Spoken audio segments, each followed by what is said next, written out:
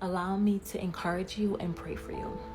Romans 15:13 says, "May the God of hope fill you with all joy and peace as you trust in him, so that you may overflow with hope by the power of the Holy Spirit."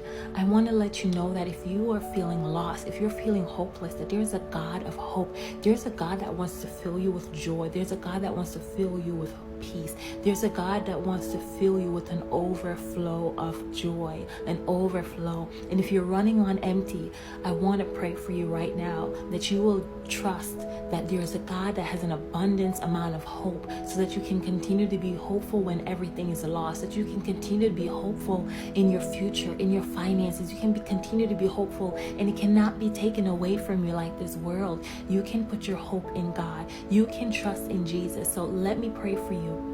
Lord, I just want to pray for this person listening, God.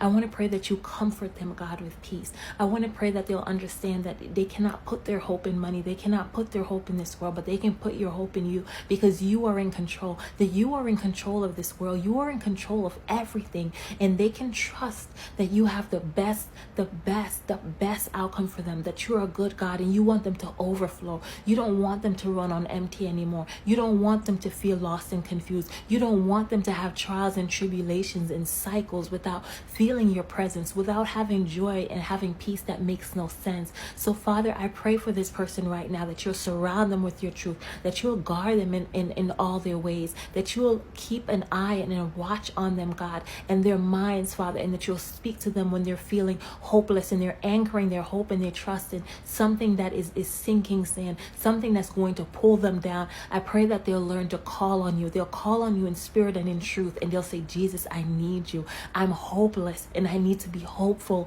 I feel so unsettled and I need to be settled in you. I want to pray and encourage you to let you know that the Lord word is true, and he says in his word that he wants, and he's praying, and he inspired Paul to write this, to say that may the God of hope fill you with all joy, not a little bit, but all joy in every circumstances, things that seem lost in your health, in your future, in your job, in your school.